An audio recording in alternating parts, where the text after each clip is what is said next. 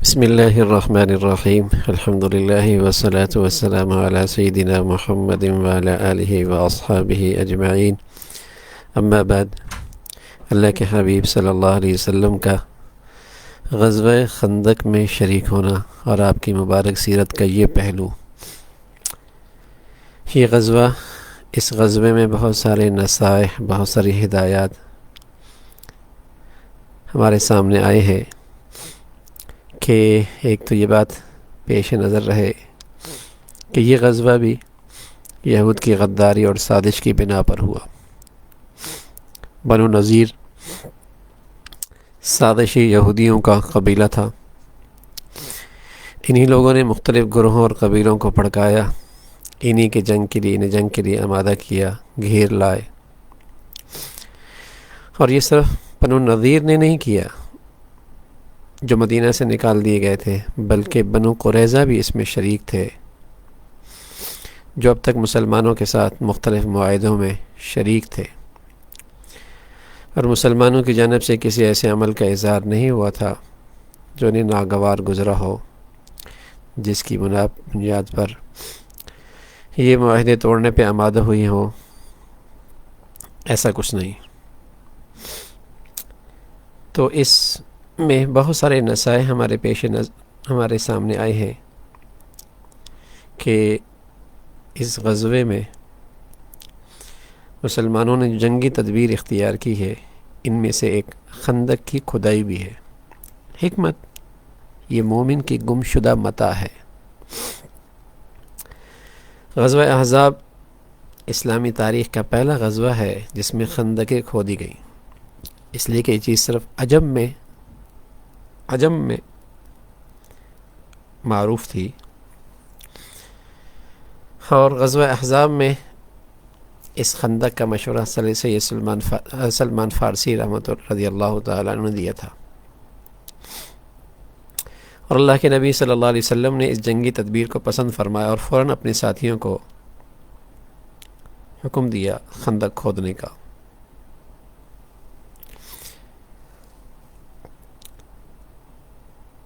اسلامی شریعت جتنا اس چیز کو ناپسند کرتی ہے کہ مسلمان بغیر سمجھے بوجھے دوسروں کی پیروی اور تقلید کرے، اتنا ہی وہ یہ چاہتی ہے کہ مسلمانوں کو جہاں بھی کوئی خیر نظر آئے، جہاں بھی وہ اپنے اسے پائیں اختیار کریں۔ جہاں اسلامی شریعت اس چیز کو پسند نہیں کرتی کہ مسلمان بغیر سمجھے بوجھے دوسروں کی پیروی تقلید کرنے لگ جائے، وہاں اس کی یہ بھی تعلیم ہے جہاں کوئی خیر نظر آئے، جہاں بھی اسے پائیں،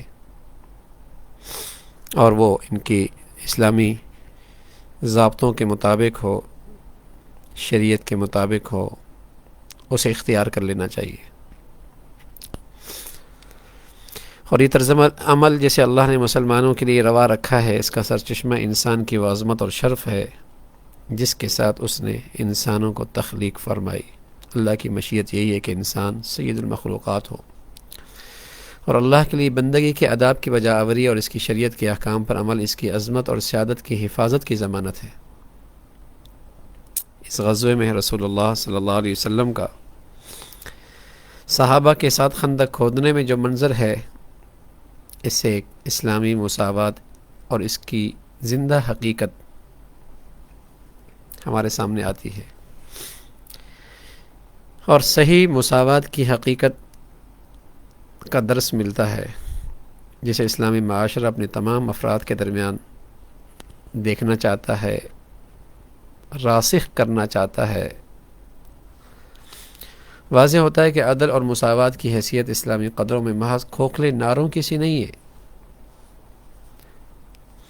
اور نہ ہی زرق برق امتیازی علامات کی سی ہے جس کی وجہ سے معاشرہ کا ظاہر خوشنما معلوم ہو، بلکہ عدل اور مساوات وہ حقیقی بنیاد ہے جس سے معاشرے کے ظاہر اور باطن دونوں میں اسلامی اقدار اور اسلامی اصول نظر آتے ہوں۔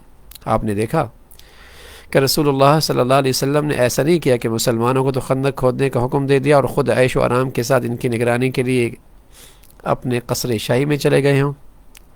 اور نہیں آپ نے ایسا کیا کہ ایک عظیم الشان جلوس کی شکل میں تشریف لائے ہوں اور کسی کام کے کرنے کے لیے گودال اپنے ہاتھ میں لے کر ایک بار زمین پر ماری ہو اور اس طرح کام شروع ہو جانے کا اعلان ہو گیا ہو اور علامتی طور پر اس میں آپ کی شرکت ہو گئی ہو، اور پھر آپ نے گودال زمین پہ ڈال دی ہو اور اپنے خوشنما لباس پر آ جانے والی معمولی گرد کو بھی جھاڑتے ہوئے واپس چلے گئے ہو۔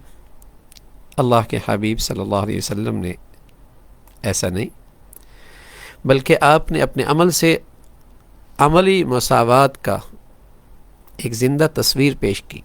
آپ علیہ الصلوۃ والسلام صحابہ کی طرح خود بھی اس کام میں شریک رہے، اور آپ کا جسم اطہر مٹی گرد و غبار سے اٹ گیا، مگر آپ اپنے ساتھیوں اور بھائیوں سے الگ نہیں ہوئے۔ وہ لوگ ایک دوسرے کو حوصلہ دینے کے لیے اشعار پڑھ رہے تھے، ان کے ساتھ آپ بھی پڑھ رہے تھے۔ ان لوگوں کو تھکن بھوک کا احساس ہوتا تو ان میں سرفرست آپ بھی تھے۔ یہ ہے اس مساوات کی حقیقت جو اسلامی شریعت حاکم، محکوم، امیر، غریب، محتاج، رئیس کے درمیان دیکھنا چاہتا ہے، قائم کرنا چاہتا ہے۔ اور یہی وہ مساوات ہے جس سے رشتے، تعلقات، محبتیں، احترام، یہ سارا حسن اس معاشرے کے اندر، اس کی خوبصورتی معاشرے کے اندر پیدا ہوتی ہے۔ آپ احکام شریعت کی کوئی شک نہ پائیں گے جو اس بنیاد پر قائم نہ ہو، جس میں اس کی حق کی ضمانت نہ دی گئی ہو۔ ہر شک کی بنیاد اس مساوات پر ہے، اور اس غلطی میں ہرگز مبتلا نہ ہو جائیے گا کہ یہ بس وقتی ایک شکل تھی۔ ایسا نہیں، دین اسلام میں پائے جانے والے عدل اور مساوات کا سرچشمہ اللہ کی بندگی ہے، اور چونکہ اس بندگی میں تمام انسان شامل ہیں اور تمام انسانوں کو یکساں درجہ حاصل ہے، تو یہی وہ بنیاد ہے بندگی، اللہ کی بندگی، جو اسلامی معاشرے کی مساوات میں اور عدل میں روح کی حیثیت رکھتی ہے۔ پھر رسول اللہ صلی اللہ علیہ وسلم کی شخصیت کا نبوی پہلو ہمیں اس غزوے سے نظر آتا ہے کہ اللہ کے نبی صلی اللہ علیہ وسلم آپ کو اپنے ساتھیوں سے کتنی محبت، کتنی شفقت تھی کہ اللہ تعالیٰ نے اپنے نبی کو جن خوارق اور معجزات سے نوازا تھا، اس کی ایک مثال دیکھیے۔ اس واقعے میں آپ علیہ الصلوۃ والسلام کی شخصیت کا نبوی پہلو سامنے آتا ہے کہ آپ صحابہ کے ساتھ خندق کھودنے کے ساتھ شدید بھوک برداشت کرتے ہیں، یہاں تک کہ خالی معدے کی وجہ سے ہونے والی تکلیف سے بچنے کے لیے پیٹ پر پتھر باندھتے ہیں۔ غور کرنے کا مقام ہے کہ اس قسم کی محنت، مشقت کو برداشت کرنے پر کس چیز نے آپ کو آمادہ کیا؟ کیا اس کی بنیاد لیڈری کی خواہش تھی، یا مال اور حکومت کی حرص، یا اپنے حامی اور مددگار اکٹھا کر لینے کی آرزو؟ یہ تمام اہداف اور مقاصد کا ان پریشانیوں اور تکالیف سے کوئی تعلق نہیں ہے۔ جو شخص جاہ اور منصب اور حکومت اور اقتدار کا طالب ہوتا ہے، وہ اس قسم کی تکلیفیں کبھی برداشت نہیں کر سکتا۔ جس چیز نے آپ علیہ الصلوۃ والسلام کو یہ سب تکلیفیں برداشت کرنے پر آمادہ کی، وہ رسالت، امانت کی ایسی ذمہ داری ہے جس کی تبلیغ کا آپ کو مکلف بنایا گیا ہے، اور جسے ایسی پرخطر راہ پر چل کر لوگوں تک پہنچانا، اس کا آپ کو حکم ملا ہے۔ یہ ہے وہ رسول اللہ صلی اللہ علیہ وسلم کی نبوی پہلو آپ کی شخصیت کا، کہ آپ بھی صحابہ کے ساتھ خندق کھودتے ہوئے نظر آتے، اور پھر آپ کی جو صحابہ سے محبت تھی، شفقت تھی۔ دیکھیے نا، جب جابر رضی اللہ تعالیٰ عنہ نے آپ کو ما حضر تناول فرمانے کے لیے بلایا کہ جو کچھ گھر میں موجود ہے کھانا، آپ اس کو کھانے کے لیے تشریف لے آئیں، تو آپ علیہ الصلوۃ والسلام کو کھانے کی دعوت دینے کا خیال جابر کے دل میں اس وقت آیا جب آپ کے پیٹ پر پتھر باندھ کر دیکھ کر اور آپ کی یہ شدت تکلیف دیکھ کر آپ گھر تشریف لے گئے، اور گھر میں اپنی اہلیہ سے کہا، اور اہلیہ نے کہا کہ کچھ ہے، آپ اللہ کے نبی صلی اللہ علیہ وسلم کو بلا لیں، اس کے ساتھ 2 ساتھیوں کو بھی بلا لیں۔ تو حضرت جابر رضی اللہ عنہ نے ایسے ہی کیا۔ تو آپ علیہ الصلوۃ والسلام اپنے اصحاب سے اس سے زیادہ شفقت فرماتے تھے جتنی ماں اپنے بیٹوں سے کرتی ہے۔ جہاں تک معاملہ جابر کا ہے تو وہ ایسا کرنے پہ اس لیے مجبور تھے، اور ایسا کرنا ان کے لیے فطرتی تھا کہ وہ کسی بھی سوچنے والے انسان کی طرح جو مادی اسباب انہیں حاصل تھے انہی کے مطابق کام کر سکتے تھے۔ انہوں نے مادی اسباب کو اور ظاہری گھر کا جو نقشہ تھا کھانے کا، اسی کو سامنے رکھ کر دو چند لوگوں کو بلایا۔ جو کھانا انہوں نے تیار کیا تھا وہ عرف عام میں چند آدمیوں کے لیے کافی ہو سکتا تھا، اس لیے انہوں نے سوچا کہ صرف رسول اللہ صلی اللہ علیہ وسلم کو اور آپ کے چند اصحاب کو، یعنی آپ ساتھ لے لانا چاہیں، دعوت دے دیں۔ لیکن آپ علیہ الصلوۃ والسلام کا منصب یہ نہیں تھا۔ آج جابر رضی اللہ تعالیٰ عنہ کی اس نقطہ نظر سے متاثر ہو جائیں۔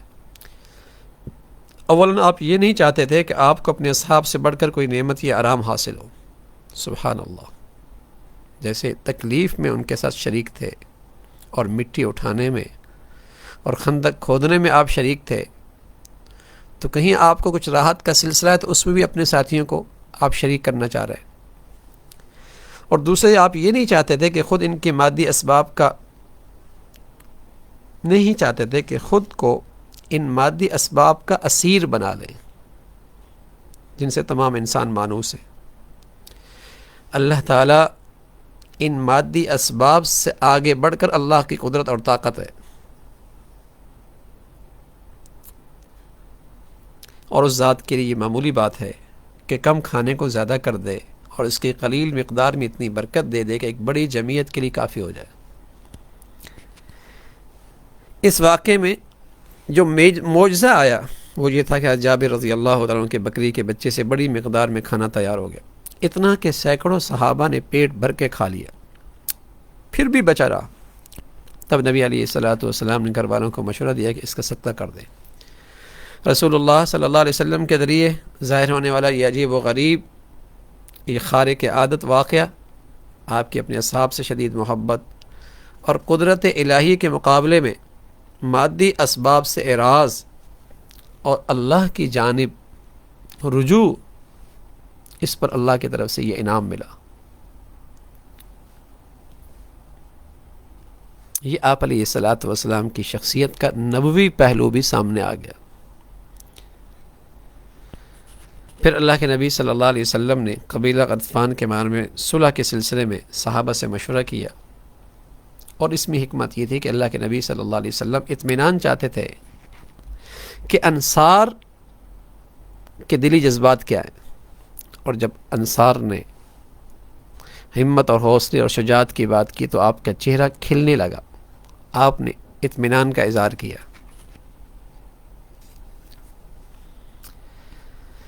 اور اس غزوے میں اللہ نے مسلمانوں کو فتح کیسے دی؟ ہم نے دیکھا کہ رسول اللہ صلی اللہ علیہ وسلم اور آپ کے اصحاب نے غزوہ بدر میں فتح اور کامرانی کے لیے جو طریقہ اختیار کیا تھا، ٹھیک وہی طریقہ انہوں نے خندق میں بھی اختیار کیا، اور وہ ہے اللہ کے سامنے تضرع، دعا، اللہ سے مدد مانگنے کی کثرت، اور اس کی طرف پورے طور پہ توجہ۔ یہ آپ کا انداز بدر میں بھی یہی نظر آتا ہے، خندق میں بھی یہی نظر آتا ہے۔ بلکہ رسول اللہ صلی اللہ علیہ وسلم کا جب بھی دشمن سے مقابلہ ہوتا تھا یا آپ جہاد کے لیے نکلتے تھے تو یہی آپ کا عمل ہوتا تھا جس میں آپ مصروف رہتے تھے۔ یہی وہ ذریعہ ہے جس کی تاثیر تمام مادی اسباب اور وسائل سے بڑھ کر ہے۔ اللہ کرے ہمیں اس پر تازہ ایمان نصیب ہو جائے کہ اللہ کی طرف رجوع، یہ جو سبب ہے، یہ تمام مادی اسباب اور وسائل سے سب سے مؤثر سبب ہے اور سب سے طاقتور سبب ہے، اس لیے کہ اس کے پیچھے اللہ کی قدرت ہے۔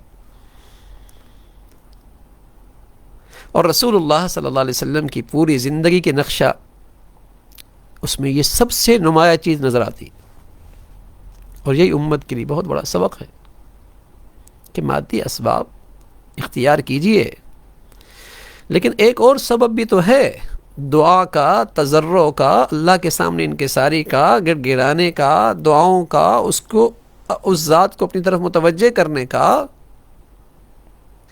یہی وہ وسیلہ ہے جسے پوری توجہ سے اختیار کیے بغیر مسلمانوں کے حالات کبھی درست نہیں ہو سکتے۔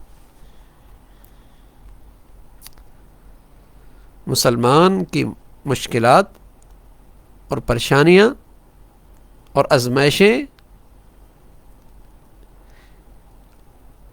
اور بگڑی ہوئی حالات، اس کی درستگی کا واحد راستہ جہاں مادی اسباب کو اختیار کرنا ہے، وہاں اللہ کی مدد اور نصرت کو ساتھ لینا ہے۔ مسلمانوں کی ثابت قدمی، صبر، استقلال، بارگاہ الہی میں دعا، مناجات۔ پھر کیا دیکھتے ہیں ہم؟ مشرکین اپنی کثرت کے باوجود شکست کھا جاتے ہیں، اور اللہ نے اس کیفیت کو اپنے قرآن میں بتلایا ہے، اور یہ اہل ایمان کے لیے نصیحت ہے، درس ہے، ہدایت ہے۔ یا ایھا الذین آمنوا اذکروا نعمت اللہ علیکم اذ جاءتکم جنود فارسلنا علیہم ریحا وجنودا لم تروها وکان اللہ بما تعملون بصیرا اذ جاءوکم من فوقکم ومن اسفل منکم واذ زاغت الابصار وبلغت القلوب الحناجر وتظنون باللہ الظنون۔ اے لوگو جو ایمان لائے ہو، یاد کرو اللہ کے احسان کو جو ابھی ابھی اس نے تم پر کیا ہے، جب لشکر تم پر چڑھائے اور ہم نے ان پر ایک سخت آندھی بھیجی اور ایسی فوجیں روانہ کی جو تم کو نظر نہ آتی تھی۔ سبحان اللہ، یہ کون سی فوجی تھی؟ یہ مسلمانوں کی وہ دعائیں تھیں، وہ تضرع تھا، وہ انکساری تھی، وہ اللہ سے دعائیں تھی، جس پر اللہ کی طرف سے وہ فوجیں آئیں جو تمہیں نظر نہیں آ رہی۔ اللہ وہ سب کچھ دیکھ رہا تھا تم لوگ اس وقت جو کر رہے تھے، اور جب دشمن اوپر سے نیچے سے تم پر چڑھائے، جب خوف کے مارے آنکھیں پتھرا گئی، کلیجہ منہ کو آ گئے، اور تم اللہ کے بارے میں طرح طرح کے گمان کرنے لگے۔ وَرَدَّ اللَّهُ الَّذِينَ كَفَرُوا بِغَيْظِهِمْ لَمْ يَنَالُوا خَيْرًا وَكَفَى اللَّهُ الْمُؤْمِنِينَ الْقِتَالَ وَكَانَ اللَّهُ قَوِيًّا عَزِيزًا۔ اللہ نے کفار کا منہ پھیر دیا اور کوئی فائدہ حاصل کیے بغیر اپنی دل کی جنن لیے یوں ہی پلٹ گئے، اور مومنین کی طرف سے اللہ ہی لڑنے کے لیے کافی ہو گیا۔ اللہ اکبر، مومنین کی طرف سے اللہ ہی لڑنے کے لیے کافی ہو گیا۔ اللہ بڑی قوت والا، زبردست ہے۔ مسلمانوں کی طاقت کا، جس سے مسلمانوں کا پلڑا بھاری ہو جائے، وہ یہی تو ہے، ورنہ مادی اسباب و وسائل میں تو مسلمان کفر پہ کبھی غلبہ نہیں پا سکتا۔ اس کے پاس جو غلبے کی طاقت ہے وہ اللہ کی مدد اور نصرت کو ساتھ لینا ہے۔ غزوات میں یہ بات بار بار دہرائی گئی ہے۔ اس کا مطلب یہ نہیں ہے کہ مسلمانوں کو بغیر کسی تیاری اور منصوبہ بندی کے مارکے کے لیے جہاد پہ ابھارا گیا ہے، بلکہ صرف یہ وضاحت مقصود ہے کہ مسلمانوں کو یہ بات اچھی طرح جان لینی چاہیے کہ کامیابی کے مختلف اسباب میں سرفہرست صدق کے دل سے، پورے یقین سے اللہ کے سامنے ہاتھ پھیلانا اور اخلاص کے ساتھ اللہ کی بندگی کرنا ہے۔ اگر انہیں ذریعہ حاصل نہ ہو، طاقت کے تمام وسائل انہیں کچھ فائدہ نہیں پہنچا سکتے۔ اور اگر مسلمانوں کے اعمال سے اس ذریعے کا اظہار ہوتا ہو تو معجزانہ طریقوں سے فتح و کامرانی کے حصول کا تذکرہ کرنے میں پھر کوئی حرج نہیں۔ پھر اللہ کا طرف سے معجزہ اور مدد اور نصرت کی شکلیں آئیں گی۔ دیکھیے نا، یہ زبردست آندھی کہاں سے آ گئی، جس نے صرف مشرکین کے پڑاؤ کو تلپٹ کر کے رکھ دیا، اور مسلمانوں کو اپنی جانب کا بالکل احساس ہی نہیں ہوا۔ ایک خندق کے اس طرف ہیں، ایک خندق کے اس طرف ہیں، ان کی طرف وہ ہوا چل رہی ہے اور اس میں سکون ہے اور راحت ہے، اور ادھر ان کے خیمے اڑ گئے، ان کے دیگیں الٹ گئی۔ ایک طرف تو اس ہوا نے لوگوں کے دیچکیاں الٹ دیں، خیمے اڑا دیے، میخیں اکھاڑ دیں، ان کے دلوں پہ رعب ڈال دیا، اور دوسری طرف یہی ہوا ٹھنڈی، خنک، فرد بخش، کوئی اذیت مسلمانوں کو اس سے نہیں پہنچی۔ تو یہ ہے مسلمانوں کی وہ طاقت جس سے مسلمانوں کا ہمیشہ پلڑا بھاری رہ سکتا ہے۔ پھر اس غزوے میں ہمیں ایک بات معلوم ہوئی کہ نبی علیہ الصلوۃ والسلام کی عصر کی نماز بہت زیادہ مصروفی کی وجہ سے چھوٹ گئی، تو پتہ چلا کہ چھوٹ جانے والی فرض نماز کی قضا واجب ہے۔ روایت میں ہے کہ اس موقع پہ حضرت صلی اللہ علیہ وسلم کی 1 سے زائد نمازیں چھوٹ گئیں، انہیں آپ نے ان کا وقت نکال جانے کے بعد فرصت پانے پر اکٹھی پڑھی۔ یہ اس کی مشروعیت کی کہ قضا نمازیں ضروری ہیں ایک اور دلیل بھی موجود ہے۔ نبی علیہ الصلوۃ والسلام نے غزوہ احزاب میں مدینہ سے واپس آنے کے بعد فرمایا سب لوگ عصر یا ظہر کی نماز بنو قریظہ میں پہنچ کر پڑھیں۔ بعض لوگ ابھی راستے میں تھے، نماز کا وقت ہو گیا، ان میں سے کچھ نے کہا کہ ہم وہاں پہنچ کر ہی نماز پڑھیں گے، بعض نے کہا نماز پڑھ کر پھر چلیں گے۔ رسول اللہ صلی اللہ علیہ وسلم کے ارشاد گرامی کا مطلب یہ تھا کہ نماز کے وقت تک بنو قریظہ پہنچ جاؤ، یہ مطلب نہیں تھا کہ اگر پہنچنے میں تاخیر ہو جائے تو راستے میں نماز کا وقت نکال دو تب بھی نماز نہ پڑھو۔ الغرض کچھ لوگوں نے بنو قریظہ پہنچنے کے بعد نماز قضا کی اور بعد انہیں راستے میں ہی پڑھ لی، تو یہ بات بھی ثابت ہو گئی کہ چھوٹ جانے والی فرض نماز کی قضا واجب ہے، چاہے نماز سونے کی وجہ سے چھوٹی ہو یا غفلت کی وجہ سے یا جان بوجھ کر چھوڑی گئی ہو، سب برابر ہیں، قضا نماز پڑھی جاتی، یہ واجب ہے۔ اور بھی احادیث میں اس کے بہت سارے دلائل موجود ہیں۔ تو یہ ساری ہدایات ہمیں غزوہ خندق سے مل رہی ہیں۔ ابھی خندق سے واپس ہی آئے تھے، ہتھیار رکھ کر غسل فرمایا تھا کہ جبرائیل امین آپ علیہ الصلوۃ والسلام کی خدمت میں حاضر ہوئے اور کہا آپ نے ہتھیار رکھ دیے؟ اللہ کی قسم ابھی ہم نے نہیں رکھے، ان لوگوں کی طرف کوچ کیجئے۔ فرمایا کدھر؟ آپ نے فرمایا بنو قریظہ کی طرف۔ آپ نے جبرائیل امین نے اشارہ کر دیا غزوہ بنو قریظہ، ادھر چلیے۔ تو اللہ کے نبی صلی اللہ علیہ وسلم بنو قریظہ کی طرف روانہ ہوئے۔ آپ نے مسلمانوں میں اعلان فرمایا خبردار سب لوگ عصر کی نماز بنو قریظہ میں پہنچ کر ادا کریں۔ بعض لوگ ابھی راستے ہی میں تھے، عصر کا وقت ہو گیا، ان میں سے کچھ نے کہا ہم لوگ وہیں پہنچ کر نماز ادا کریں گے، اور بعض نے کہا نماز پڑھ کر پھر چلیں گے۔ آپ علیہ الصلوۃ والسلام کے ارشاد گرامی کا مطلب یہ نہیں تھا کہ اگر پہنچنے میں تاخیر ہو جائے اور راستے میں نماز کا وقت نکل رہا ہو تب بھی نماز نہ پڑھو۔ وہاں پہنچنے کے بعد لوگوں نے اس کا تذکرہ کیا، آپ نے کسی کی سرزنش نہیں کی، جس نے پڑھ لیا انہیں بھی کچھ نہیں کہا، جس نے قضا کی اسے بھی کچھ نہیں کہا۔ رسول اللہ صلی اللہ علیہ وسلم نے بنو قریظہ کا جو اپنے قلعوں میں مورچہ بند تھے 25 دن اور ایک قول کے مطابق 15 دن تک محاصرہ جاری رکھا، یہاں تک کہ وہ لوگ اسے تنگ آ گئے اور اللہ نے ان کے دلوں میں رعب ڈال دیا۔ بنو قریظہ کے سردار کعب بن اسد نے جب دیکھا کہ رسول اللہ صلی اللہ علیہ وسلم کسی بھی طرح پلٹنے والے نہیں ہیں تو اس نے اپنے قبیلہ یہود سے کہا اے یہود، تمہارے سامنے ایسا معاملہ درپیش ہے جسے تم دیکھ رہے ہو، میں تمہارے سامنے 3 تجاویز رکھتا ہوں، ان میں سے جو چاہے تمہیں پسند ہو، جسے چاہو اختیار کر لو۔ لوگوں نے کہا کیا تجاویز ہے؟ اس نے کہا کہ ہم تو اس آدمی کی اتباع کر لیں، اس پر ایمان لیں، اللہ کی قسم یہ اچھی طرح ہم جانتے ہیں کہ وہ اللہ کا سچا نبی ہے اور وہی ہے جس کا تذکرہ تمہاری کتابوں میں موجود ہے، ایسا کرنے سے تمہاری اپنی جانیں، تمہارے بچے، تمہاری عورتیں سب محفوظ ہو جائیں گی۔ ان لوگوں نے جواب دیا ہم تو تورات کا حکم کبھی نہیں چھوڑ سکتے۔ اس نے دوسری تجویز دی کہ پھر آؤ اپنے بچوں عورتوں کو قتل کر دیں اور تلوار اٹھا کر پیدل ہی محمد صلی اللہ علیہ وسلم اور اس کے ساتھیوں سے مقابلے کے لیے نکل کھڑے ہوں، ایسا کرنے سے ہم اپنے پیچھے کسی بوجھ کو نہیں چھوڑیں گے یہاں تک کہ اللہ تعالی ہمارے اور ان کے درمیان فیصلہ کر دے۔ اگر ہم ہلاک ہو گئے تو اس سے کوئی فرق نہیں پڑے گا اور ہمارے پیچھے کوئی نسل نہیں ہوگی جس کے بارے میں ہمیں کچھ اندیشہ ہو۔ لوگوں نے کہا ان بیچاروں کا کیا قصور ہے؟ اس نے کہا پھر ٹھیک ہے، پھر تیسری صورت کہ ہم اتوار کی رات اچانک حملہ کر دیں، اس رات محمد صلی اللہ علیہ وسلم اور اس کے ساتھیوں کو ہماری طرف سے اطمینان ہوگا، ہم کچھ نہیں کریں گے، ہو سکتا ہے اس طرح اچانک حملہ کر دینے سے ہم فتح پا لیں۔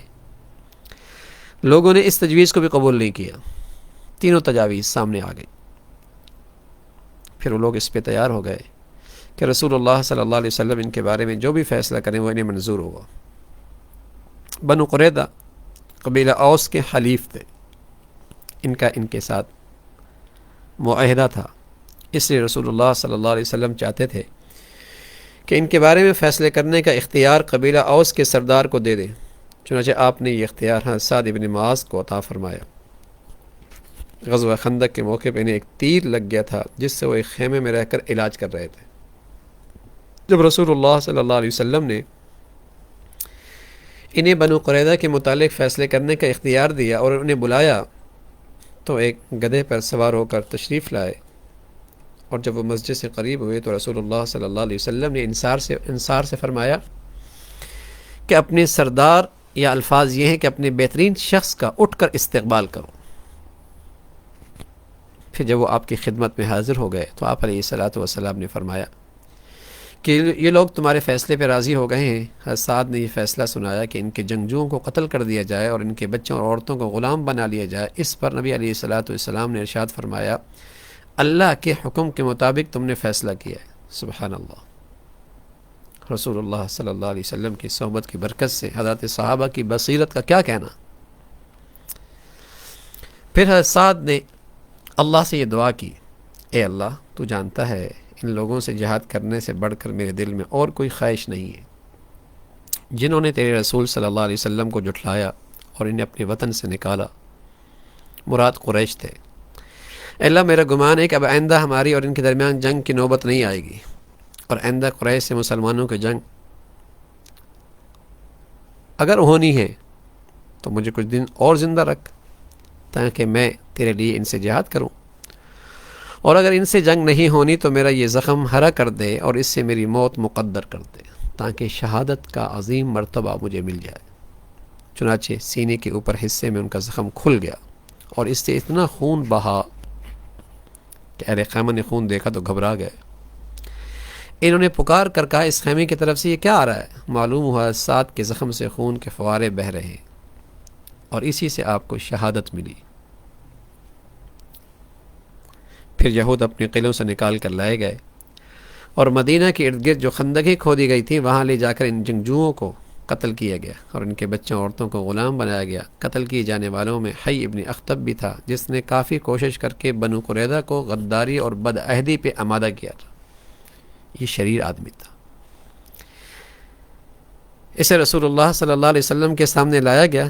اس وقت ان کے دونوں ہاتھ ایک رسی سے ان کے گردن پر بندھے ہوئے تھے۔ رسول اللہ صلی اللہ علیہ وسلم پر جب اس کی نگاہ پڑی تو اس نے کہا، اللہ کی قسم مجھے تم سے دشمنی پر کوئی افسوس نہیں۔ اس کی دشمنی کی آگ ابھی بھی ٹھنڈی نہیں ہوئی تھی، لیکن اللہ جسے چاہے رسوا کرنا چاہے وہ رسوا کر دیتا ہے۔ پھر اسے بٹھا کر اس کی گردن مار دی گئی۔ تو یہ بنو قریظہ کا غزوہ تھا۔ بدعہدی کرنے والوں سے جنگ کا جواز ہمیں ملا کہ مسلمانوں اور غیر مسلموں کے درمیان ہونے والی صلح معاہدہ کا احترام مسلمانوں پر اسی وقت تک ضروری ہے جب تک دوسرے بھی اس عہد کا اور اس معاہدے کا پاس رکھیں، لیکن اگر وہ ایسا نہ کریں تو مسلمانوں کے لیے پھر ان سے جنگ جائز ہے اگر وہ مسلمان اسے مصلحت کے اور مصلحت اس میں سمجھے تو۔ پھر اللہ کے نبی صلی اللہ علیہ وسلم نے یہاں حکم بنایا حضرت سعد کو۔ تو اس سے بات معلوم ہوئی کہ مسلمانوں کے امور اور ان کے اہم معاملات میں کسی کو حکم بنانا اور اس سلسلے میں کسی مسلم اور عدل پرور اہل حکم کی طرف سے رجوع کرنا بالکل جائز ہے۔ خوارج کے علاوہ تمام علماء کا اس پر اتفاق ہے۔ خوارج نے حضرت علی رضی اللہ تعالیٰ عنہ کے کسی کو حکم بنانے کے فیصلے کو قبول نہیں کیا تھا، جبکہ حضرت علی رضی اللہ تعالیٰ عنہ نے ان پر حجت قائم کر دی تھی۔ اس سے یہ بھی معلوم ہوتا ہے کسی بستی یا قلعہ والوں کا اس بات پر مسالت کر لینا جائز ہے کہ وہ ایک مسلم اور اہل اور امانت دار حکم کے فیصلے کو قبول کر لیں گے۔ تو جیسے رسول اللہ صلی اللہ علیہ وسلم کے اس عمل سے ہمیں یہ درس بھی ملا۔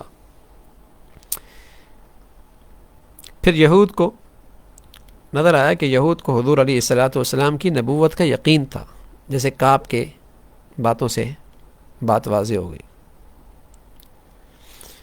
کہ ان لوگوں نے حضور علیہ الصلاۃ والسلام کی نبوت کا انہیں پورا یقین تھا، اور وہ بخوبی جانتے تھے کہ تورات میں رسول اللہ صلی اللہ علیہ وسلم کی ذات گرامی، آپ کے علامات، بعثت کے بارے میں کیا باتیں کہی گئی ہیں، وہ سب جانتے تھے، لیکن عصبیت، تکبر، انا، اس سے وہ اسلام لانے سے محروم رہے۔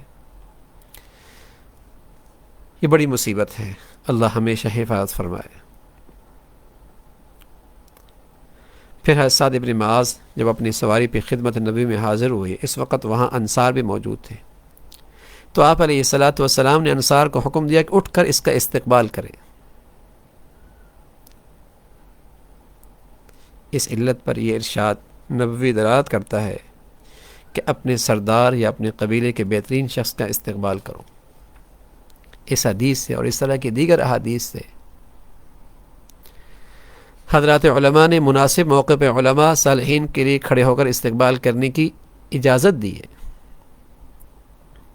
امام نووی رحمۃ اللہ علیہ بہت بڑے محدث ہیں، وہ تبصرہ کرتے ہیں، فرماتے ہیں اس حدیث میں حکم دیا گیا کہ جب اصحاب فضل آئیں تو کھڑے ہو کر ان کا استقبال کرنا چاہیے، اور اسی پر جمہور علماء کا فیصلہ ہے کہ یہ جائز ہے۔ البتہ ایسا قیام منع ہے کہ مسلسل آدمی اس کے سامنے کھڑا ہوا ہو اور سامنے والا شخص بیٹھا ہوا ہو۔ نہیں جو آئی ہے ان لوگوں کے لیے آئے کسی ایسے شخص کے پاس کھڑا ہونا جو خود بیٹھا ہو، اور خواہ وہ کتنی دیر بیٹھا رہے وہ لوگ برابر اس کے سامنے کھڑے رہیں، اس کی ممانعت ہے۔ امام نووی رحمۃ اللہ علیہ فرماتے ہیں کوئی صاحب فضل آ رہا ہو تو اس کے لیے کھڑے ہو کر استقبال کرنا جائز ہے، بلکہ مستحب ہے، اور اس سلسلے میں بہت ساری احادیث موجود ہیں۔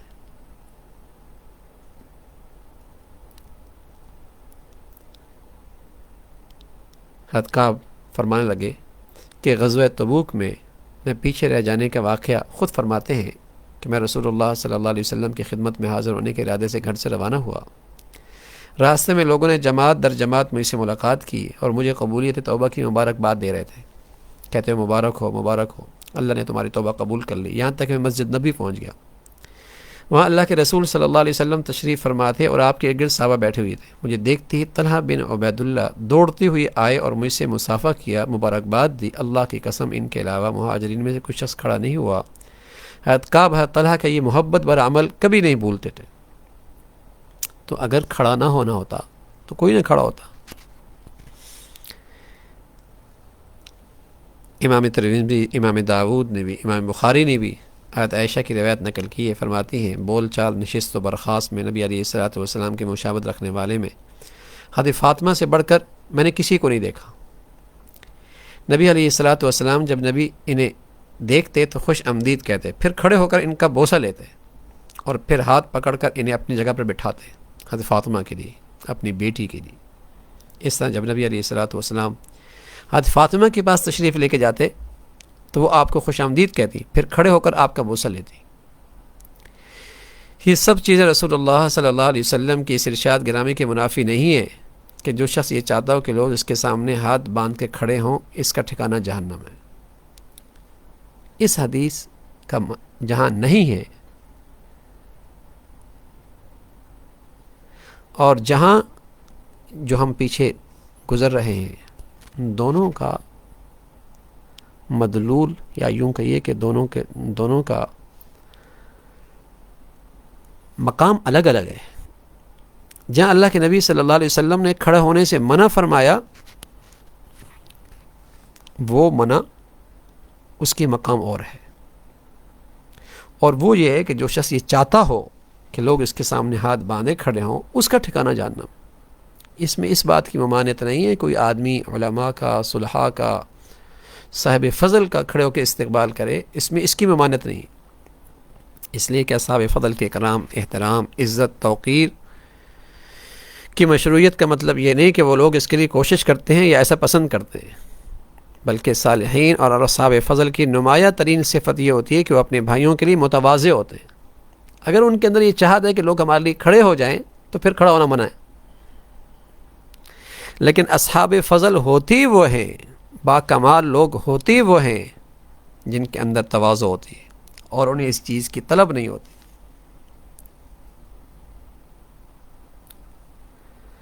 تو یہ ان کا ادب ہے۔ البتہ اس سلسلے میں یہ جاننا بہت اہم ہے کہ اس جائز اکرام اور احترام کی کچھ حدود ہے۔ اگر اس کی رعایت نہ کی جائے تو یہ فعل غلط ہو جاتا ہے، حرام ہو جاتا ہے، اور اس کے گناہ اور اسے کرنے والا اور اس پر خاموش رہنے والا دونوں اس گناہ میں شریک ہوتے ہیں۔ مثلا بعض صوفیوں کے مجالس میں مریدین کا کھڑا ہونا اور مرید اپنے شیخ کے سامنے انتہائی خاکساری سر جھکائے کھڑے رہتا ہے، اور جب تک شیخ اسے بیٹھنے کو نہ کہے وہ بیٹھ نہیں سکتا۔ بعض مرید جب اپنے شیخ کی خدمت میں حاضر ہوتے ہیں تو ان کے گھٹنے یا ہاتھ پر اپنا سر رکھ دیتے ہیں، یا اگر مجلس شروع ہونے کے بعد آتے ہیں تو بیٹھے بیٹھے شیخ تک پہنچتے ہیں۔ ان سب کاموں کے جواز میں کہا جاتا ہے کہ یہ مرید کی تربیت کا ایک انداز ہے۔ یاد رکھیے، اس سے ہرگز دھوکہ نہیں کھانا چاہیے، اس لیے کہ اسلام نے تربیت کے کچھ طریقے اور اسلوب بتائے ہیں اور ان سے تجاوز کرنے سے مسلمانوں کو روکا ہے۔ تربیت کے نبوی طریقے کے بعد پھر کسی اور طریقے کی ضرورت نہیں ہے۔ تو غلو بھی نہ ہو، حدود سے تجاوز بھی نہ ہو، اور اصحاب فضل اور با کمال لوگ اور اصحاب علم کا اکرام، احترام اور ان کے لیے کھڑا ہونا وہ بھی جائز ہے، بلکہ امام نووی رحمۃ اللہ علیہ فرماتے ہیں وہ مستحب ہے۔ سبحانک اللہم بحمدک، اشہد ان لا الہ الا اللہ۔ بلکہ ایک بات اور تھوڑی سی رہ گئی، وہ بھی عرض کر دیتا ہوں انشاءاللہ، تاکہ اگلا باب پھر صلح حدیبیہ اور اس کے متعلق انشاءاللہ آ جائے گا۔ حضرت سعد رضی اللہ تعالیٰ عنہ کی کچھ امتیازی خصوصیات جو ہمیں اس غزوے میں معلوم ہوئی۔